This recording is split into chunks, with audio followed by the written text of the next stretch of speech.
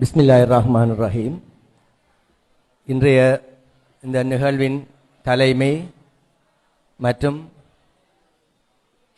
பிரதமாதிதி, அதேபோன்று கௌரவ அதிதிகள், விசேட அதிதிகள், அதிபர்கள், ஆசிரியைகள், பெற்றோர்கள், மாணவ மாணவிகள் அனைவருக்கும் அஸ்ஸலாமு அலைக்கும், வணக்கம், ஆய்புவான். உண்மையில் இவ்வாறான ஒரு நிகழ்வுக்கு என்னை அழைத்த போது, பொதுவாக என்னை அழைக்கின்ற அந்த நிகழ்வுகளில் நான் அந்த நிகழ்வு பிரயோசனமாக அமைய வேண்டும் என்ற நோக்கத்தில் தான் நான் அந்த நிகழ்வுகளுக்கு செல்வது. அந்த வகையில் என்னுடைய என்னை பொறுத்த பெறுமதியான நேரம், அந்த நேரத்தை நீங்கள் பயன்படுத்த வேண்டும். அத்துடன் இங்கு கூறப்படுகின்ற விடயங்களை உங்களுடைய அன்றாட வாழ்க்கையில் அதை நீங்கள் பிரயோகிக்க வேண்டும். அப்போதுதான் நான் செலவு செய்த அந்த நேரம், இந்த ஏற்பாடு அனைத்தும் ஒரு நன்மைக்குரியதாக அமையும். இல்லாதுவிட்டால் அனைத்தும் பிரயோசனமற்று சென்றுவிடும். அந்த வகையில் அமைதியாக இருந்து நான் கூறுகின்ற விடயங்களை செவி மடுக்குமாறு இந்த மாணவ மணிகளுடன் கேட்டுக்கொண்டு, உண்மையில் உங்களுக்கு தெரியும், தற்போது இந்த ஆரோக்கியம் ஒரு பெரிய ஒரு சவாலாக இருக்கின்ற விடயமாக கொண்டிருக்கின்றது.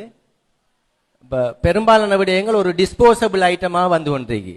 உதாரணமாக இப்போ நீங்கள் நீடில் சிரிஞ்சிலிருந்து ஒரு எல்லா ஐட்டமும் குறைந்த விலையில் வருது. என்னென்னா பாவிச்சு போட்டு தூக்கி எறியக்கூடிய மாதிரிக்கு ஒன்றும் ஸ்ட்ராங் இல்லை. இப்போ வார எல்லாம் என்ன சீப்பாக கொடுக்கறது, கொஞ்ச காலம் பாவிச்சா போதும், ஒரு 1 இயர் அல்லது 6 மந்த் பாவிச்சு போட்டு அது வீசிடலாம், திருப்பி புதுசாக வாங்குறது.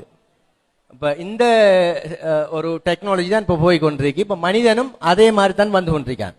பார்வைக்குத்தான் உருவங்கள் இருக்கு, அங்கே ஒன்றுமில்லை, எல்லாம் போதும். சரி, ஒரு டிஸ்போசபிள் ஐட்டம் மாதிரி வந்துட்டு இப்போ பெருமதி இல்லாத ஆக்கலாம். இப்போ வீடுகள் எடுத்தோம்னு சொல்லிச்சேன்னா, வயசான 65 வயசு பழைய எங்கட உம்மம்மாரெல்லாம் ஸ்ட்ராங்காக இருக்காங்க. ஆனால் புதிய ப்ராடக்ட் எல்லாம் புதிய உற்பத்திகள் எல்லாம் 35 வயசு, 28 வயசு, 18 வயசு எல்லாம் ஒரு வேலையும் செய்ய இயலாது. ஒரு மம்பட்டியை கொடுத்து ஒரு மடுவை தோண்டுச்சேன்னா இழக்குது. 16 வயசு ஓயில் எடுக்கிறவர், ஏல் படிக்கிற பிள்ளைகளுக்கெல்லாம் ஒரு சின்ன வேலையை ஒன்று செய்யலாம் இருக்கு. ஈவன் ஸ்கூல் பேக்ஸை தோளில் போட்டுட்டு போனால் முதுகு வலிக்குது. அண்மையில் ஒரு யூடியூபர் ஓட்டமாவடியில் அந்த மேன் பாலத்தை உடைக்கிறதுக்கு அவர் சொல்ற விளக்கம் என்னன்னு சொல்லிச்சுன்னா, அந்த மேன் பாலத்தில் பிள்ளைகள் பேக்கை தோளில் போட்டுட்டு ஏறி ஸ்கூலை மாறுறதுக்கு கஷ்டமா இருக்காம அந்த மேன் பாலம் தேவையில்லை. அப்போ ப்ராப்ளம் மேன் பாலமா பிள்ளை இல்லையான்றதை தான் நான் பார்த்தது. அதாவது இப்போ உள்ள மாணவர்கள் எப்படி இருக்காங்கன்னு சொல்லி சொன்னா, ஸ்ட்ராங் இல்லை, வெறும் சதையும் எலும்பும் இருக்கு.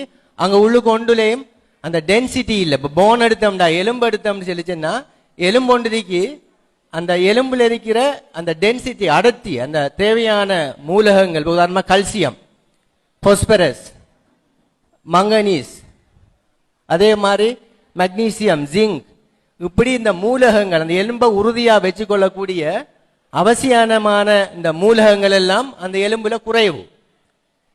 ஒரு ஷேப்புக்கு ஆக்கள் இருக்கு. அதே மாதிரி சதைகள் எடுத்தாலும் சரி, அதுல புரோட்டீன் கண்டென்ட் காணாது. பொடி இருக்கு, ஃபெட்டால தான் பெருசா இருக்காங்க, கொழுப்பால ஆக்கள் பெருத்து போயிருக்காங்க. இப்படி பார்க்கிற டைம்ல அந்த நாங்க எல்லாம் எங்கட உடம்புல இருக்கிற எல்லா உறுப்புகள், எங்கட நோய் எதிர்ப்பு சக்தி, நீர்ப்பிடன சக்தி, இப்படி ஒவ்வொரு உறுப்புகள் எடுத்தோம் செல்ச்சேன்னா, ஒவ்வொரு உறுப்பும் ஒரு போலியான உறுப்புகளாகவும் போலியான உடம்பாகவும் தான் இப்ப தற்போது மாறிக்கொண்டிருக்கு. இதுதான் இப்ப நம்ம எதிர்கொள்ற எல்லா பிரச்சனைகளுக்கும், ஆரோக்கியம் சம்பந்தப்பட்ட எல்லா பிரச்சனைகளுக்கும் காரணமாக அமைது. இப்ப ஆரோக்கியம் செல்ற நேரங்கள்ல இப்ப உங்களுக்கு தெரியும், உடல் ஆரோக்கியம், அடுத்தது உள ஆரோக்கியம், ரெண்டும் சேர்ந்ததுதான் டோட்டலான ஆரோக்கியம். அதுல உடல் ஆரோக்கியத்துல உங்களுக்கு தெரியும், பிரதானமாக இந்த உடல் ஆரோக்கியத்தில் செல்வாக்கு செலுத்துற விடயங்கள் ஒன்று உணவு முறை ஆரோக்கியமற்று போவதுதான் அந்த உடல் ஆரோக்கியம் குறைகிறதுக்கு ஒரு காரணம். மற்றது உடற்பயிற்சி அற்ற உடற்பயிற்சி குறைந்த உடல் அமைப்பு. இந்த ரெண்டும் எங்கட உடல் உறுதி இல்லாமக்கு, வலு இல்லாம போறதுல பிரதான காரணங்களாக அமையுது.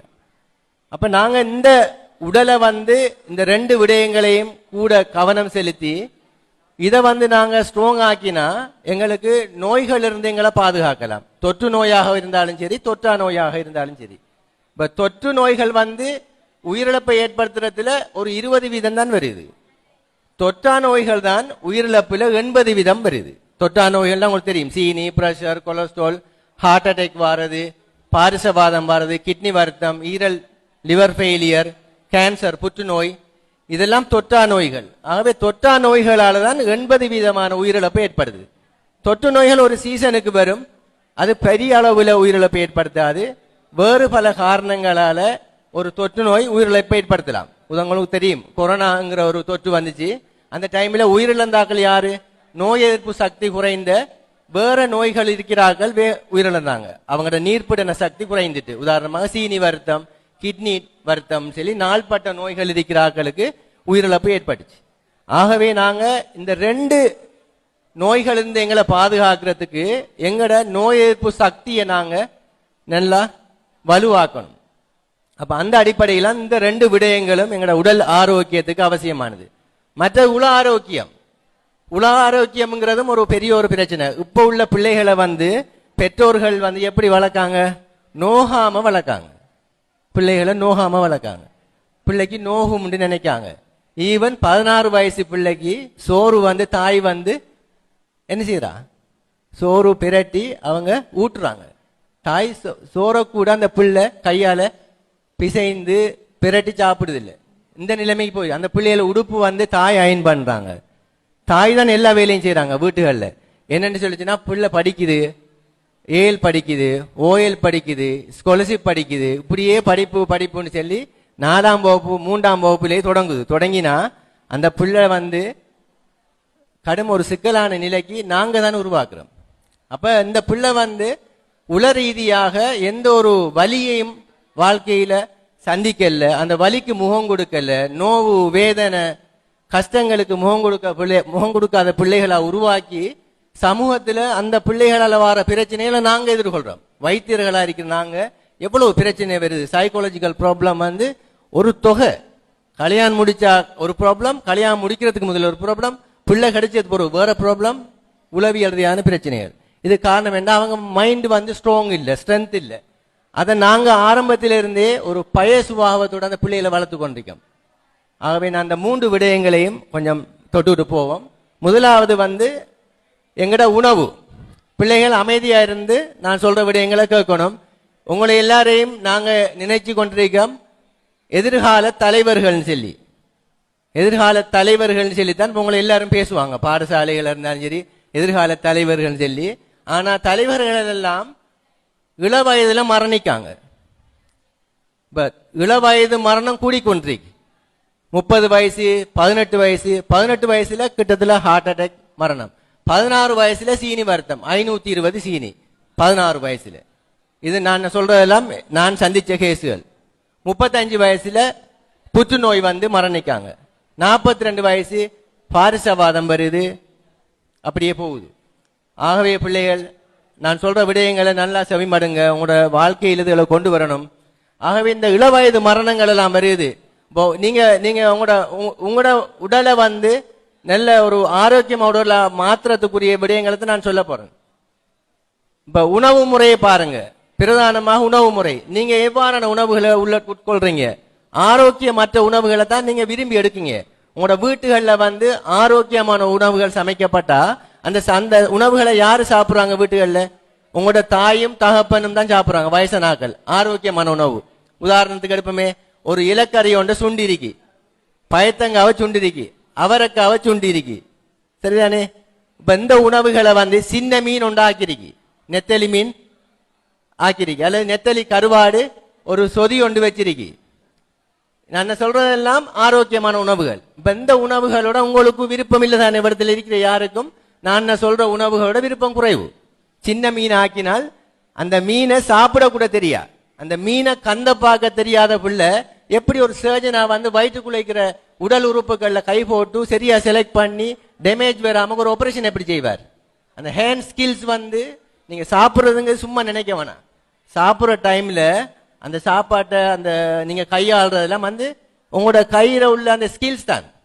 இப்பயும் கூட உங்களுக்கு நாங்க பல சர்ஜன்மாரோட வேலை, 20 வருஷம் ஆபரேஷன் தியேட்டர்லாம் வேலை செஞ்ச நான் 25 வருஷத்துல பல சர்ஜன்களை பார்த்திருக்கேன். சில சர்ஜன் ஒரு ஆபரேஷனை செய்தா அழகா இருக்கும், அந்த கட்ல இருந்து சர்ஜரி செய்யக்குள்ள அவர் கையாளுறது அந்த பிளட் எல்லாம் அப்படி இப்படி ஒரு அள்ளி போட்டு குடல் எல்லாம் அள்ளி வெளியா போட்டு அப்படி ஒரு அசிங்கம் இல்லாம சில சர்ஜன் வந்து ஆபரேஷன் பண்ணுவாங்க.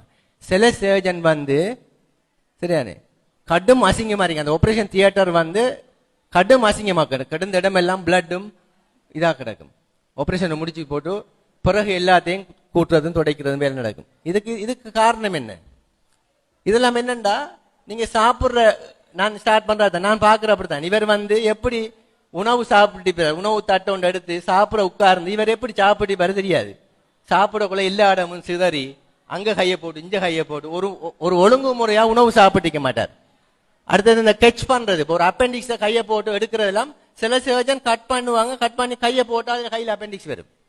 சிலாக்கள் வெட்டி போட்டு இடம் காணா தேடுற அப்பெண்டிக்ஸை போட்டு தேடுறான்.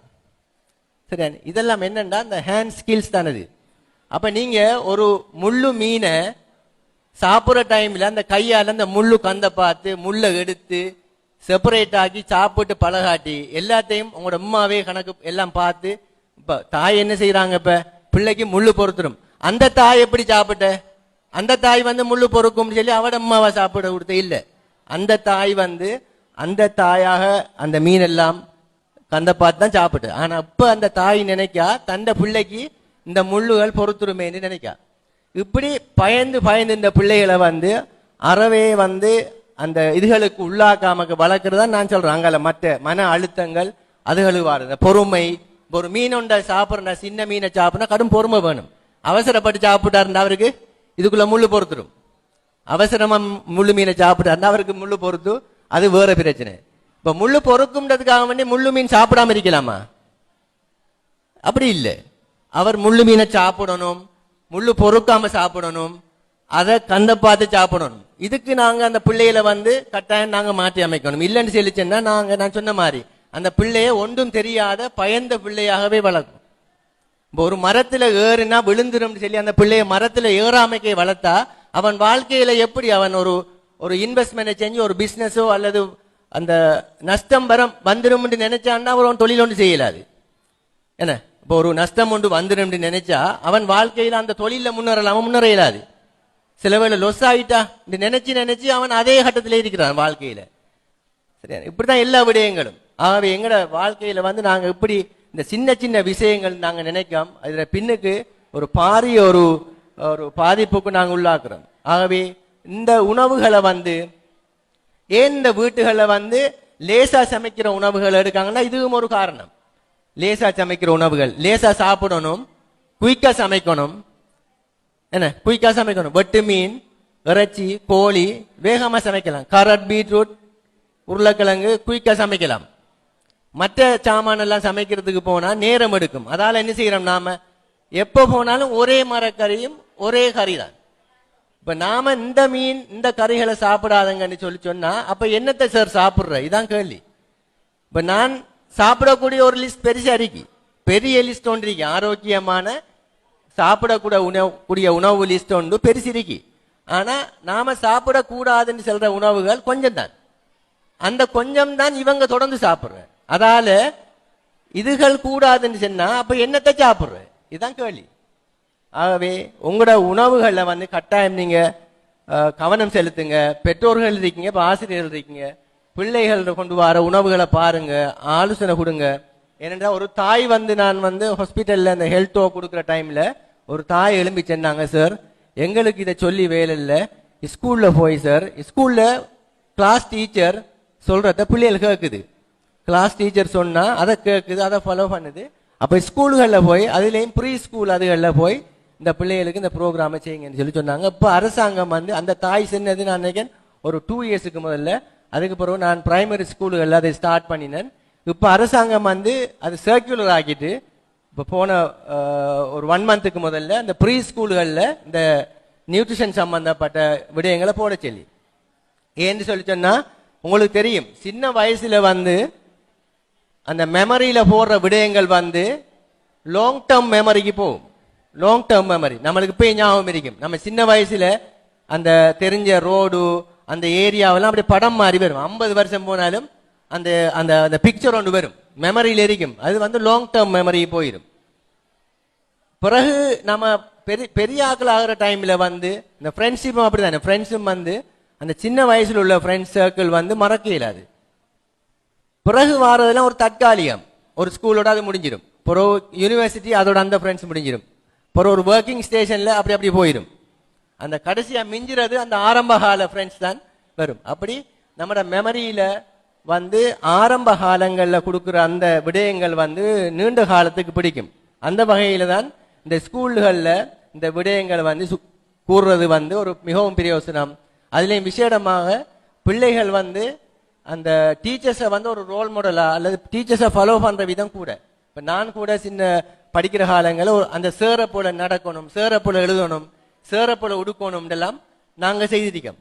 அப்போ அந்த சேரையை மாதிரி செய்யணும். எனக்கு உதாரணமா நட்பட்டி முனை ஃபலீல் சார், ஏஜியா இருந்து மர்ஹூம் ஃபலீல் சார், அவரோட ரூம்ல ஒரு டெய்லி காலையில அந்த டியூப்ஸ் அதுகள் எடுக்க போனா மேசையில் ஒரு சிட்டோன் இருக்கும். இன்றைக்கு செய்ய வேண்டிய வேலையெல்லாம் ஒரு தாள் எழுதிருப்பார். இன்றைக்கு கால் வாஷ் பண்றேன், க்ளோத் வாஷ் பண்றேன் எழுதிப்பார். ஜாயரா காலேஜில் ஹாஸ்டல் இருந்தவர். அப்போ எல்லாம் அதுல ஒரு சிட்டோன் இருக்கும், டெய்லி டேட் போட்டு இன்றைக்கு பேப்பர் ரோனியை பண்றது, இது எங்க போறது எல்லாம் இருக்கும், கிளாஸ்ல இருந்து எல்லாம் இருக்கும். அப்படி சில விஷயங்களை வந்து அந்த டீச்சர்ஸ்கிட்ட இருந்து படிக்கிற விதம் கூட. அந்த வகையில நீங்க வந்து இந்த பிள்ளைகளோட உணவுகளை நீங்க கட்டாயம் நீங்க கண்காணிக்கணும். அதே வேளையில இந்த டீச்சர்ஸ் வந்து நீங்க ஒரு சாம்பிளுக்கு நீங்க கொண்டு வர பிரேக்ஃபாஸ்டா இருந்தாலும் சரி, எந்த உணவா இருந்தாலும் சரி, அப்படி கொண்டு வந்து பிள்ளைகளுக்கு முன்னுக்கு அந்த பாக்ஸை வச்சு நீங்க சாப்பிடணும். அப்பதான் அந்த பிள்ளைகள் வந்து டீச்சர்ஸ் வந்து இந்த உணவை தான் சாப்பிட்றாங்கிற ஒரு பிக்சர் ஒன்று வரும். அது வந்து மிகவும் முக்கியமான விடயம். அது பிள்ளைகளுக்கு வந்து அந்த அவங்களோட அன்றாட வாழ்க்கையில வந்து அது ஒரு பெரிய மாற்றத்தை ஏற்படுத்தும். ஆகவே இந்த உணவு விடயங்கள்ல வந்து கட்டாயம் பிள்ளைகள் வந்து ஆரோக்கியமான உணவுகள், நான் இந்த முடிஞ்சதுக்கு பிறகு ஒரு ஹேண்ட் பீல்ஸ் கொஞ்சம் தருவேன் பாருங்க, எது ஆரோக்கியமான உணவு, ஆரம்ப காலத்துல ஆக்கள் சாப்பிட்டது, இப்ப நீங்க சாப்பிட்ற ஆரோக்கியமற்ற உணவுகளை லிஸ்ட் ஒன்று தாரேன் பாருங்க. ஆரோக்கியமற்ற உணவுகளை குறைங்க. உதாரணமா நீங்க ஒரு ட்ரிங்க் ஐட்டம் குடிக்க போறீங்க, இப்போ ஸ்கூல்ல இருக்கீங்க, ட்ரிங்க். இப்போ உங்களுக்கு தெரியும் மில்கை பத்தி தெரியும். மில்க் வந்து ஒரு நிறை உணவு, பாலுங்கிற நிறை உணவு. இப்போ இடையில தாகமா இருக்கீன்னு சொல்லி சொன்னா நீங்க மில்கை குடிக்கலாம். மில்க் வந்து உங்களை பொறுத்தவரையில மில்க் கட்டாயமான சாமான். என்ன ஏன் சாமான்? மில்க். மில்க்ல வந்து கல்சியம் பாஸ்பரஸ் கூட இருக்கு. அது போன், எலும்புங்கிறது கல்சியம் பாஸ்பேட். சரி, அந்த போனோட ஸ்ட்ரென்த் வந்து கல்சியம் உள்ளது. அடுத்த கல்சியத்தை உறிஞ்சுறதுக்கு விட்டமின் டி வேணும், அதுவும் மில்க்ல இருக்கு. இப்ப பாருங்க டேப்லெட்ஸ்கள் எல்லாம் கல்சியம் டேப்லெட் எல்லாம் விட்டமின் டியும் சேர்த்து தான் வருது. ஏன்னா தனியா கல்சியம் வந்து எங்களோட குடலால உறிஞ்சப்படாது. அந்த கல்சியத்தை உறிஞ்சுறதுக்கு விட்டமின் டி வேணும். இப்ப எல்லாருக்கும் விட்டமின் டி குறைபாடு. என்ன? சூரிய ஒளி உடம்புல படுது இல்லை. என்ன, நாம ஸ்கூலுக்கு எப்படி போறோம்? நடந்து போறல்ல, 3 வீல்ல போய் இறங்குறது, 3 வீல்ல வாரது. தூரம் 25-50 வருஷமா இதே தூரம் தான். சாய்ந்த மருது இதே தூரம் தான். சாய்ந்த மருது இழுத்து நீட்டையும் ஒருத்தரும் பெருசாக்கையும் இல்லை, அதே நீள அகலத்துல தான் அப்படியே இருக்கு. ஆனா நாங்க என்ன செய்யறோம்? நடக்கிறது தூரமா தெரியுது. இவ்வளவு தூரம் நடக்கல. எனக்கு ஜாயரா காலேஜ் இருந்து பாலியாக்கு வார பிள்ளை எவ்வளவு தூரம்? இந்த தூரத்துக்கு நாம என்ன செய்யறோம்? 3 வீல் இல்லாட்டி மோட்டார் பைக்கில் கொண்டே பாப்பா பிள்ளைய விடணும். ஆகவே இதான் பிரச்சனை. அப்ப எங்களோட உடம்புல வந்து அதிகாலை நேரத்து சூரிய ஒளி படுது இல்லை. பொடியில உடம்புல ஸ்கின்ல தோல்ல சூரிய ஒளி, காலையில சூரிய ஒளி பட்டா தான் விட்டமின் டி வரும். இப்ப விட்டமின் டி குளிச வாங்குறாங்க 5000, 1000, 60,000 கிழமை கொண்டு 60,000 மில்லிகிராம் டோஸ். அதான் விருப்பமா இருக்கு. காசை கொடுத்து கஷ்டப்பட்டு உழைச்சி இங்க ஃப்ரீயா கிடைக்கிற விட்டமின் டியை விட்டு போட்டு அதை வாங்கி சாப்பிட்றோம் டேப்லெட். இப்ப விட்டமின் டி இன்ஜெக்ஷனும் கூட வருது. விசேடமா நம்மட சொசைட்டிக்கு விட்டமின் டி குறைபாடு, முஸ்லிம் கம்யூனிட்டிக்கு வந்து விட்டமின் டி குறைபாடு கூட. ஏன்னா நம்ம ட்ரெஸ் ஐட்டம், க்ளோஸ், அப்ப ஸ்கின் வந்து சூரிய ஒளிக்கு படுற விதம் குறைய. ஆக குறைஞ்சது பால், மில்க் ஐட்டம் கட்டாயம். நாங்க அந்த இடையில நீங்க தாகத்துக்கு எல்லாம் வந்து என்ன குடிக்கீங்க? அது ஒரு ஃபேஷனா போயிட்டு எதை குடிக்கீங்க? நஞ்ச குடிக்கீங்க. இந்த பிள்ளைகள், இளம் பிள்ளைகள் விசேடமா வெள்ளிக்கிழமையான ஃபுட் சிட்டிக்குள்ள என்ன வாங்கப்படுது? பெரிய மெகா போட்டில், பெரிய கியூ ஒன்று நீக்கி அந்த மெகா போட்டிலோட தான் போற வெள்ளிக்கிழமை சாப்பிட்றதுக்கு. அங்க சமைப்பாட்டுக்கு மெகா போட்டில் குடிக்க சொல்லி ஒரு இடமும் இல்லை. சமைக்கிறதுக்கு என்ன தேவை? உப்பு தான் தேவை. உப்பு நாக்கில் கொஞ்சம் வச்சுட்டு சாப்பிட்டு முடிய கொஞ்சம் உப்பை தோட்டி வச்சா சமைப்பாடு வளக நடக்கும். ஏன்னா சமிபாடு அடைய செய்யறதுக்கு உங்களுக்கு இறப்பையில் இருக்கிற ஜூஸ் வந்து போதிய அளவுக்கு சுரந்தா உமிழ்நீர் சுரப்பி தானே, அதே மாதிரி சதையில் இருக்கிற கொழுப்ப சமிபாடு சதை சுரப்பி, இப்படி உடம்புல இருக்கிற நொதியங்கள் எல்லாம் நல்லா சுரந்துச்சுன்னு சொன்னா உணவு லேசா சமைக்கும். அதை தூண்டுற வேலை வந்து உப்பு அல்லது புளி. நாக்கில் படுத்துனீங்கன்னா எல்லா சுரப்பிகளும் அதிகமாக சுரக்கும், சாப்பிட்டு முடியும் உங்களுக்கு சமைக்கும். இந்த சோடா குடிச்சு இந்த மெகா பாட்டில் குடிச்சு சமைக்கிறது இல்லை. நீங்க உருற ஏவுற வந்து என்ன ஏவுற அந்த மெகா பாட்டில் இருக்கிற கார்பன் ஆக்சைடு தான், வேற இங்க இருந்து காத்து வரல. சரியானே, அது இங்க காத்து இல்லையே. இறப்பையில் இருக்கிற அமிலம் கேஸ் வந்து குடலுக்குள்ள இருக்கு, இறப்பைக்கு கீழே கேஸ் வந்து இஞ்சாலான் போகும், வெளியால பின்னாலான் போகும், இஞ்சால கேஸ் வரல. அது வந்து நாம இப்ப சின்ன பிள்ளைகளுக்கு வந்து காத்த விழுங்குற பிள்ளைகள், அந்த பிள்ளைகளுக்கு தான் கூட வரும். சில வேளை நம்ம வாயு உருவாக்கக்கூடிய கடலை வகைகள், சரி கொட்டை உள்ள உணவுகள், உதாரணமாக பயத்தங்காய், அவரைக்காய், போஞ்சி, அதுகள்ல இருந்து உருவாகிறது மட்டும்தான் வரும். மற்றபடிக்கு நாம இந்த இதை குடிச்சு கேஸ் வழியானா நம்மளுக்கு கேஸ்ட்ரிக் குறைஞ்சி நினைக்கிறது, அது ரெண்டும் பிள்ளை. கேஸ்ட்ரிக்ங்கிறது வேற, கேஸுங்கிறது வேற. கேஸ்ட்ரிக்ங்கிறது அசிட்டால வாருது, சரியானே. கேஸுங்கிறது காத்து, சரியானே, அது ரெண்டும் வேறு. அப்ப நாங்க இந்த இத மெகா பாட்டில் இருக்கிறத குடிச்சு தான் சமிபாடு அடைய செய்யுங்கிறது பிழையான கன்செப்ட். ஆகவே நீங்க அதெல்லாம் நஞ்சு கெமிக்கல் கலரிங் போட்ட இப்ப கிட்னி வருத்தம் இப்ப கூடி கொண்டு வருது, உங்களுக்கு தெரிஞ்சிருக்கும். நம்மட கல்முனை பிராந்தியத்தில் 5 பேஸ் ஹாஸ்பிட்டல்ல டயாலிசிஸ் மெஷின், ரத்தம் சுத்திகரிக்கிற மெஷின் போட்டிருக்காங்க 5. நம்மட பக்கம் ஒன்று இருக்கல, 5க்கும் நோயாளி இருக்கு. இப்ப கிட்னி வருத்தம் கூடி கொண்டு வருது. எங்கட உடம்புல நாங்க உள்ளெடுக்கின்ற எல்லா நஞ்சும் வெளியாகிறது வந்து கிட்னி ஊடாக. அதே மாதிரி எடுக்கிற நஞ்சு அகற்றுற உறுப்பு ஈரல். நம்ம எடுக்கிற எல்லா உணவும் முதலாவதாக போற உறுப்பு ஈரல். ஈரல போய் ஈரல தொழிற்பாடு நஞ்சு அகற்றுதல். அப்ப நஞ்சுகளை கூட சாப்பிட சாப்பிட ஈரல் வந்து கொஞ்ச காலத்துல பழுதா போகும். அடுத்தது இப்ப ஈரல் பழுதாறதுக்கு பிரதான காரணம் சொல்றாங்க ஃபெட்டி லிவர். இப்ப நாங்க எடுக்கிற உணவுகள் அதிக அளவு கார்போஹைட்ரேட், சுகர், இனிப்பு அதிகமா சாப்பிடுறோம். இந்த இனிப்பு தான் பிரதான காரணம் உடலுக்குள்ள உருவாகிற கொழுப்புக்கு. எண்டோஜீனஸ் ஃபெட்னு சொல்றது. எக்ஸோஜீனஸ் ஃபெட்னா வெளியே இருந்து நம்ம கொழுப்பா சாப்பிடுறது. உடல் உருவாக்குற கொழுப்புக்கு சொல்றது எண்டோஜீனஸ் ஃபெட், அதாவது உடல் கலங்கள்ல உருவாகிற கொழுப்பு. அது மேலதிகமான குளுக்கோஸ், கார்போஹைட்ரேட் என்ன செய்யும் சொல்லிச்சுன்னா எங்கட உடல் கலங்களுக்குள்ள கொழுப்பா மாறும். அது ஃபெட்டி லிவர்னு சொல்லி இப்ப கடும் ப்ராப்ளம். அந்த ஒபிசான வயிறு பெருசா இருக்கிற பிள்ளைகள், உதாரணமா பிஎம்ஐ உடற்பருமன் கூட இருக்கிற பிள்ளைகளுக்கெல்லாம் ஸ்கேன் பண்ணினா 14 வயசு, கிட்டத்தில் ஒரு 14 வயசு பிள்ளைக்கு கிரேட் 2 ஃபெட்டி லிவர். பிள்ளை வாட்ட சாட்ட மறிக்கணும், தெளியணும்னு சொல்லி என்னத்தை கொடுக்காங்க. மெல்லிசா இருந்தா பிள்ளை பழுதானா போல இருக்கு, தெளியறதுக்கு மருந்து, தெளியறதுக்கு சாப்பாடுக்கு என்ன தாங்க சாப்பிட பிள்ளையை தெளிய வைக்கணும். உடற்பருமன் வந்து அந்த உங்களோட பிஎம்ஐ ஒன்றிக்கு உங்களோட உயரத்துக்கு ஏற்ற உடற்பருமன் இருக்கணும், அதுக்கு மேல வர விடக்கூடாது. அதுதான் நம்மட பிராந்தியத்தில் பிரதான ஆபத்து காரணி. இந்த தொற்றா நோய்களை உருவாக்குறதுல பிரதானமான முதலாவது ஆபத்து காரணி மேலதிக உடற்பருமன். இலங்கையில 3ல் ஒருத்தர் மேலதிக உடற்பருமனோடு இருக்காங்க. 3ல் ஒருத்தர் மேலதிக உடற்பருமன். அதே 3ல் ஒருத்தருக்கு பிரஷர் வருது. அதே 3ல் ஒருத்தருக்கு வந்து கொழுப்பு, கொலஸ்ட்ரால் கூட இருக்கு, சரிதானே. அதே 3ல் ஒருத்தர் உடற்பயிற்சி அற்றவராக இருக்காங்க. 3ல் ஒருத்தர் இறக்காங்க மாரடைப்பு. இது போல நான் சொல்றது புள்ளி விவரம் பாருங்க, அழகா மெச்சாகுது. 3ல் ஒருத்தர் இறப்புல 3ல் ஒருத்தர் மாரடைப்பால இருக்காங்க. 3ல் ஒருத்தர் உடற்பயிற்சி அற்றவரா இருக்காங்க. அப்ப அவர் தான் நாங்க மாரடைப்புக்கு போற மாதிரி விளங்குது. 3ல் ஒருத்தருக்கு கொழுப்பு கூட இருக்கு, கொலஸ்ட்ரால் கூட இருக்கு.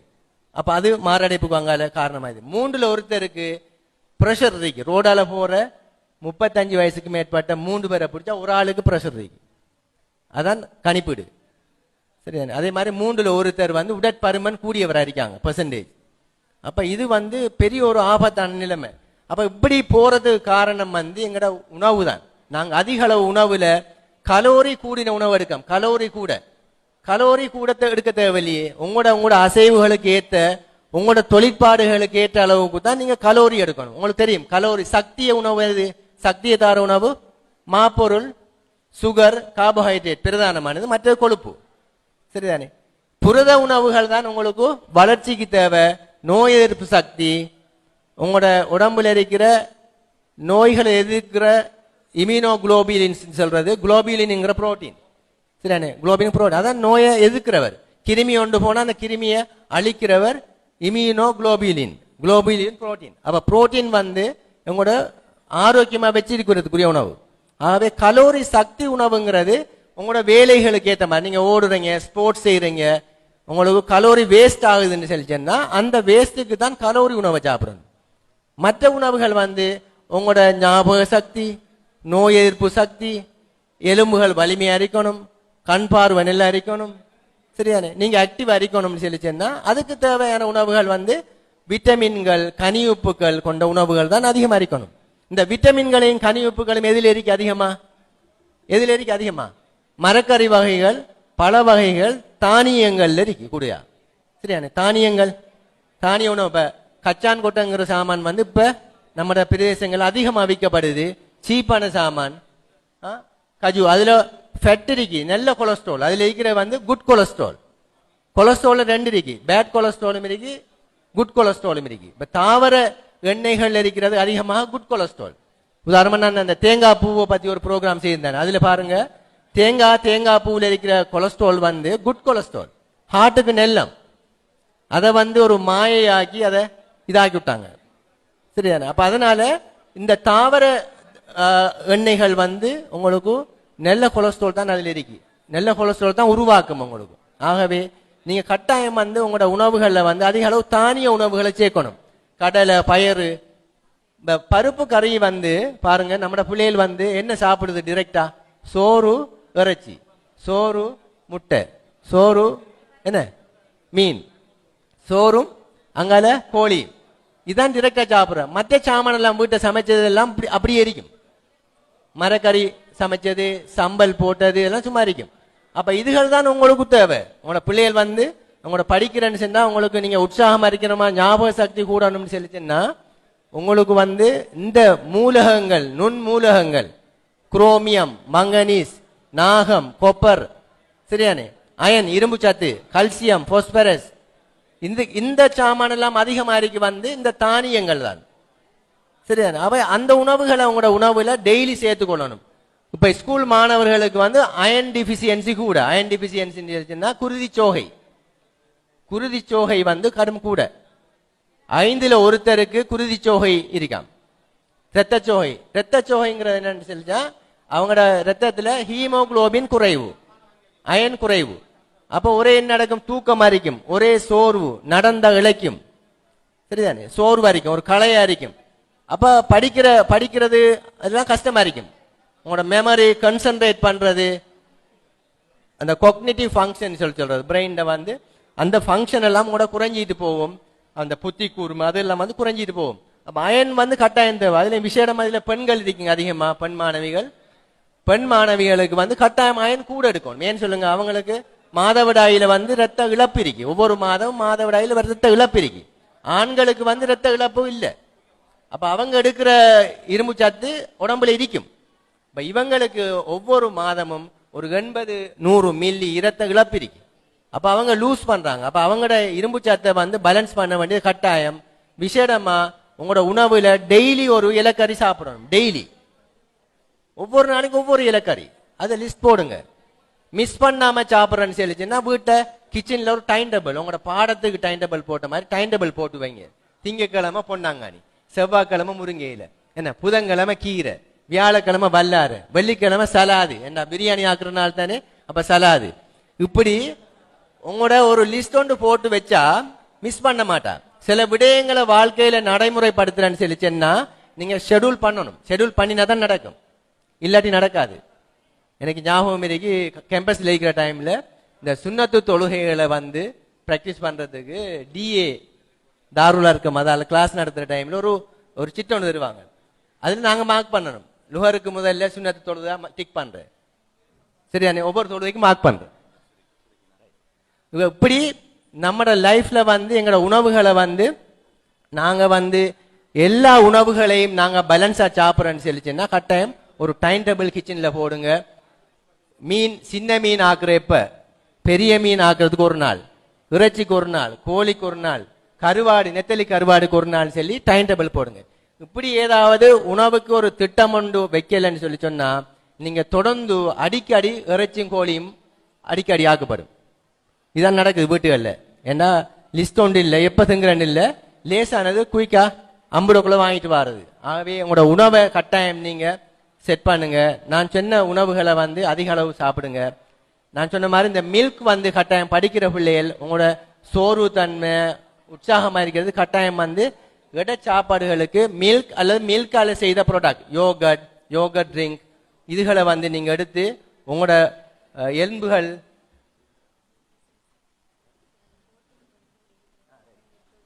அப்ப அதுகளை வந்து உங்களோட உணவுகள்ல அதிகமாக சேர்த்துக்கொள்ளுங்க.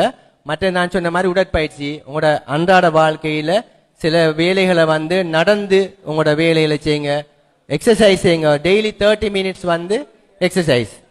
சரியானே? சைக்கிளிங் பிள்ளைகள் வந்து சைக்கிளை ஓட தொடங்க. அதிகமா தூரம் போனா சைக்கிளை பாவீங்க, சின்ன சின்ன தூரம்னா நடங்க. அத்தோட நான் சொன்ன மாதிரி அந்த நீங்க சில விடயங்களை வந்து லேசின்னு சொல்லி உங்களோட பேரண்ட்ஸை கொண்டு உங்களோட வேலைகளை முடிக்காமக்கு நீங்களாக உங்களோட வேலைகளை செய்யறதுக்கு பழகுங்க. என்னன்னு சொல்லி சொன்னா ஒவ்வொரு விடயங்களையும் நீங்க செய்யக்குள்ளதான் உங்களுக்கு அதுல வார பிரச்சனைகளுக்கெல்லாம் நீங்க முகம் கொடுக்கிற தன்மை. என்னென்ன பிரச்சனை வெறும்டத்தை கூட நீங்க அறியலாம். உதாரணமா ஒரு அயன் பாக்ஸ் எடுத்து நீங்க அயன் பண்ண போனா தான் அயன் பாக்ஸ் சுடுறது, சுட்டா வார வேதனை, சுட்டா என்ன செய்யறங்கிற பிரச்சனை எல்லாம் தெரிய வரும். ஒரு கறி ஆக்குறதுக்கு நீங்க கிச்சன்ல போய் சமைக்க தொடங்கினா தான் அதுல வார பிரச்சனைகள், வெட்டுற டைம்ல கையில வெட்டுப்படுற பிரச்சனை எல்லாம் தெரிய வரும். ஒன்றுமே செய்யாம இருந்தீங்கடா, ஒன்றுக்கும் முகம் கொடுக்காத ஆக்களா இருந்தீங்கன்னு சொல்லிச்சேன்னா நீங்க உளவியல் ரீதியாக எதிர்காலத்துல பாதிக்கப்படுவீங்கன்றதையும் கூறி இந்த 3 விடயங்களையும் நாங்க எங்களோட அன்றாட வாழ்க்கையில கடைபிடித்தோம்னு சொல்லிச்சேன்னா இன்ஷா அல்லாஹ் ஆரோக்கியமா வாழலாம் என்று கூறி நேரம் போதாத காரணத்தினால் எனது இந்த உரையை சுருக்கி விடைபெறுகின்றேன். வாய்ப்புக்கு நன்றி கூறி அஸ்ஸலாமு அலைக்கும் வரஹ்மத்துல்லாஹி வபரகாத்துஹு.